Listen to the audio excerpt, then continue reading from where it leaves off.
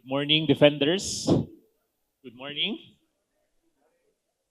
I have a 5-year-old son and a 3-year-old daughter, and I notice they are cranky and start crying every time they are hungry or every time they are sleepy. So I observe that to them, and my impatient self is telling them, "Can you stop crying? Kakain na tayo.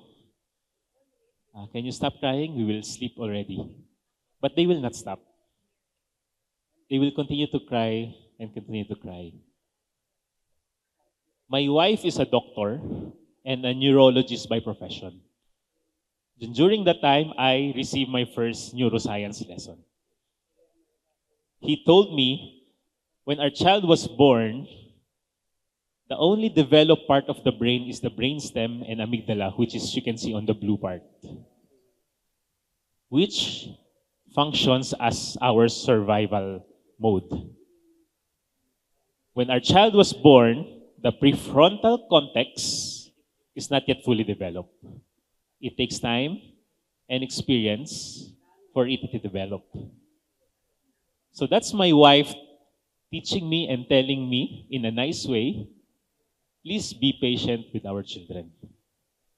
There is a perception that the human mind is the weakest link in cybersecurity. I have a conversation with one of our customers. He asked me, is there a technology that can ground? In Tagalog, kuryentehin yung user bago siya mag-click ng link. So it's a joke, but is there a technology that can? Because even though that security professional has established various controls, secure all systems, and yet the user will still click that link. In another perspective, the human brain can also be an ultimate firewall. Same as our security firewall, with the right health, the right configuration, the right settings, it can protect you. So I'm married to a neurologist for 5 years already, and it's I would say an intellectual journey. So I have free lessons of neuroscience.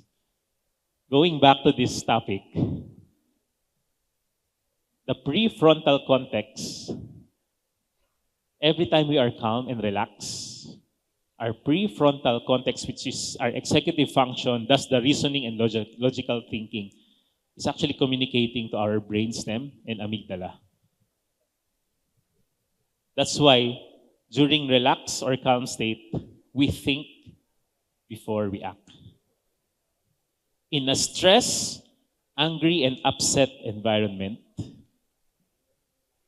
the brainstem and amygdala cuts that communication between the two. Then he dominates the brain functions. That's why there are people who will react before they think. And once the brainstem and amygdala dominates the brain, a person will go to a fight or flight or even freeze mode. This is my experience before coming up to this stage. Sana matapos na to, I want to fly or I want to freeze, but that's just an example of a stressed and effect of the brainstem and amygdala. Unfortunately, our attackers know this. They know how our brain functions. That's why their main objective is to bring their victims to a flight, fight, and freeze mode. Because once their victim is there, they can easily click the links, they can easily launch their frauds. This is an example where if the amygdala is the one overtaking, they call it the amygdala hijacking.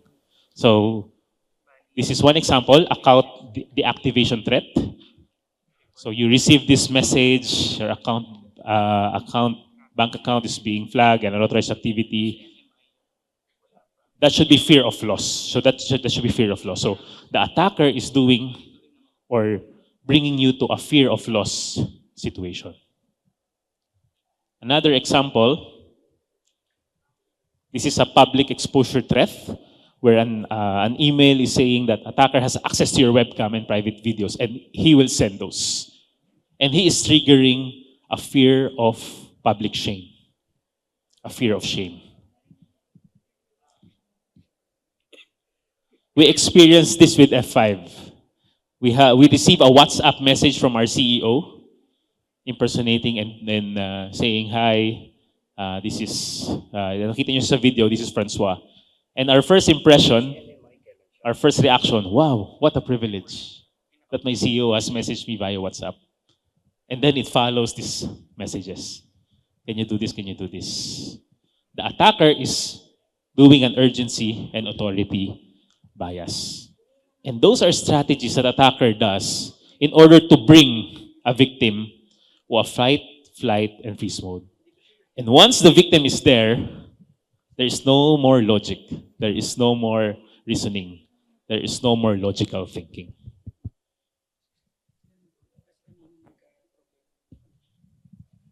Another mode of our brain is we love shortcuts. I love shortcuts. We love efficiency. If we take shortcuts, it's easier for the brain and it's easier for us. And one interesting about shortcuts is every time we are successful doing a shortcut, it releases a dopamine. Meaning there is a reward that you want to do it and to do it like again and again. Again, our attacker knows this mode of our brains. One example of that is this, brand spoofing. This is an email because Microsoft is familiar, and the logo is familiar, then we can shortcut. Okay, this is a trusted vendor. This is a trusted partner.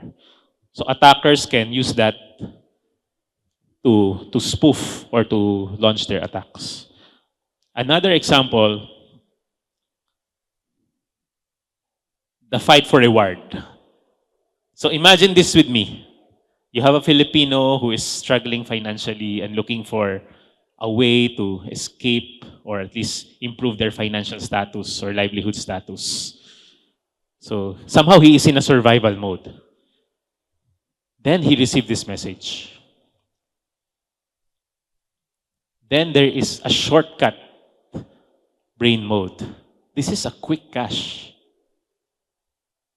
It's very, very most likely a person on that status can click this link.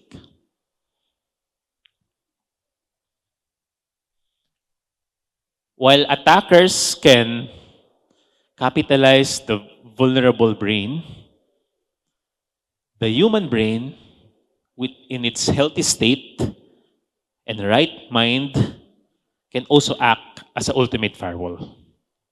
So these are some examples that I want to share based on my experience as we are also implementing cybersecurity measures in our company and some of the stories that I heard from other companies. So they use a friction technique, the micro friction delay. So when we download applications from outside of our portal, the F5 portal, we receive a confirmation button. Do you trust this? Then there's a yes or no. Why is this important? Because that delay will allow me to think twice.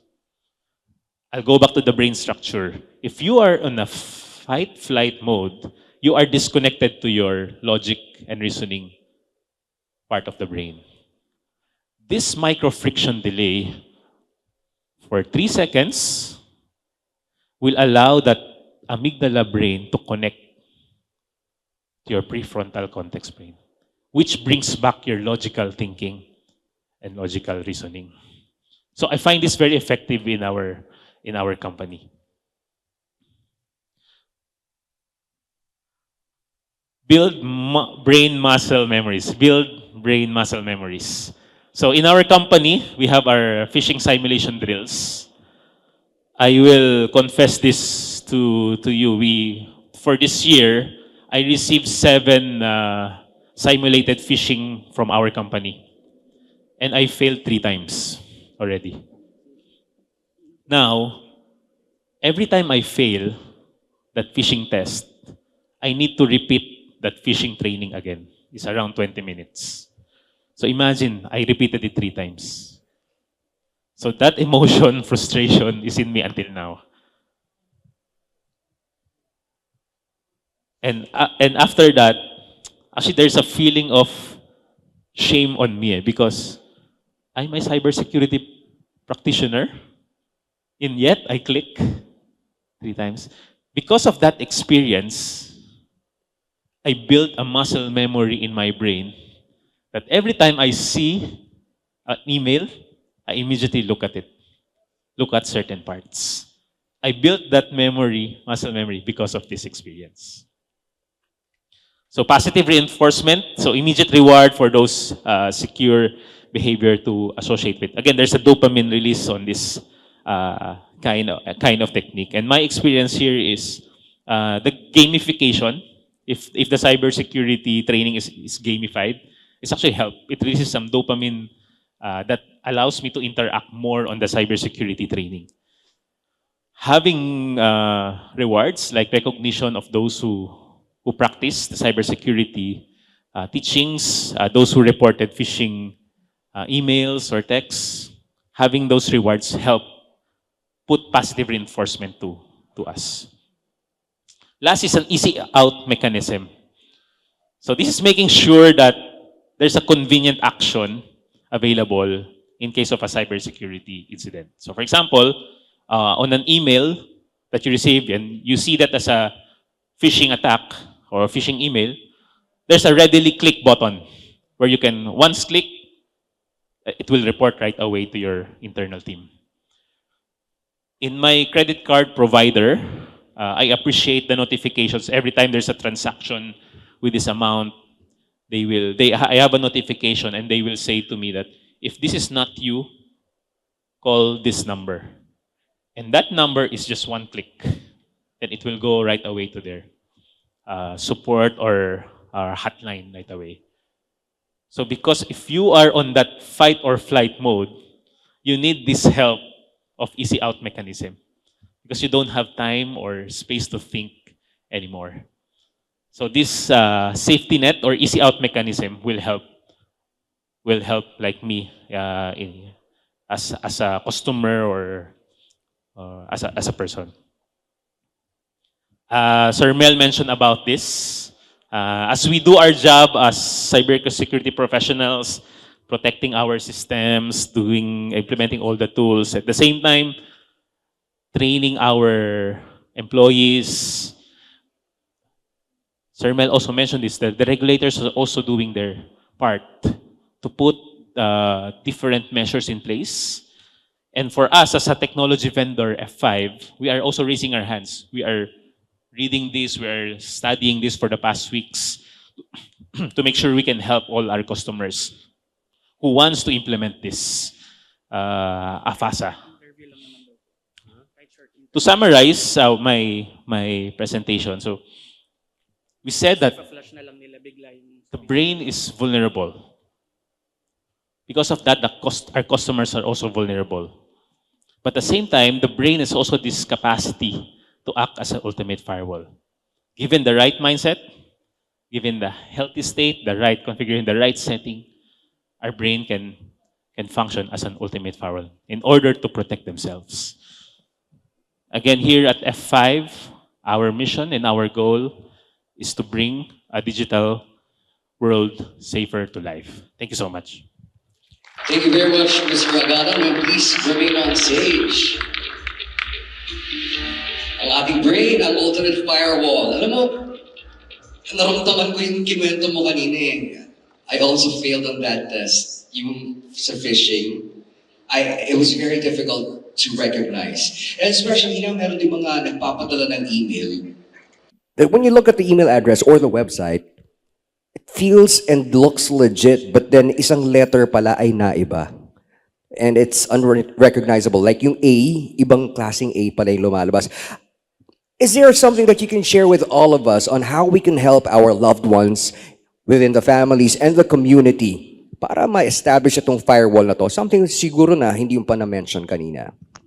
So one of the yung, at least on my personal practice, all my bank accounts or links, I save it to a specific, like a bookmark or folder. So I don't need to link it to click something anywhere or other important links that you have. Bookmark it because you know that it's safe, and you say that's the link that I normally go to. So if an application or at least someone is calling you to go to your bank, for example, bank, you don't need to click it. You go to your browser, click that bookmark because you are confident. I've used that before, it's safe. Nakaka-paranoid na ngayon pag nakakita ako ng link. Wag na. Ayoko na i-click.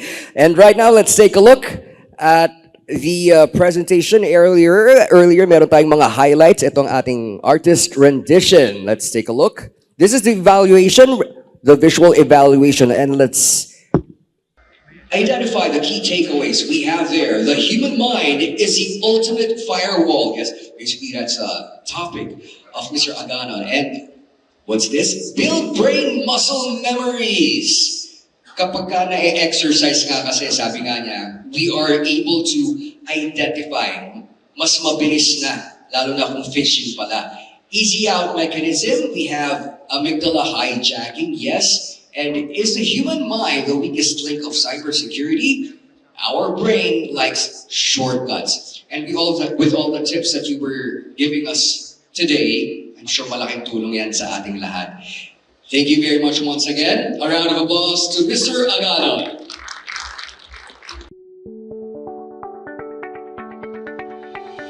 A huge part of the complexity that our customers are dealing with is having to deal with different infrastructure environments for their applications because applications are more and more fragmented and they're more and more distributed. AI will exponentially accelerate this phenomenon, and we will see even more workloads that are even more distributed and that will also need to be secured and will need to be connected. F5 has invested early to provide this multi-cloud connectivity and be able to secure and deliver apps across these environments, but we have also invested in security for AI.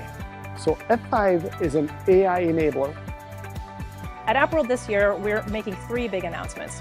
The first announcement is around our API security portfolio. F5 now has the most comprehensive API security offering that is AI ready for our customers on the market. What this means is that we have capabilities that span everything from API code scanning and testing, all the way through to network traffic analysis and scanning, all the way through to API protection and enforcement. That is the most comprehensive and end-to-end solution that is available from a single solution provider. So that's our first announcement. Our second big announcement here is around the data fabric that we have invested in significantly. This data fabric will be the destination for telemetry from all of our product families and will enable all of our products to become increasingly AI-driven. And then the third announcement that we're making here at AppWorld this year is that we are launching an AI assistant that will be part of our distributed cloud console. What that AI assistant will enable customers to do is use natural language queries to get back structured responses around their threat landscape, the posture and health of their application portfolio, and also give them guided recommendations and even offer them solutions for how they can better secure and manage their apps and APIs.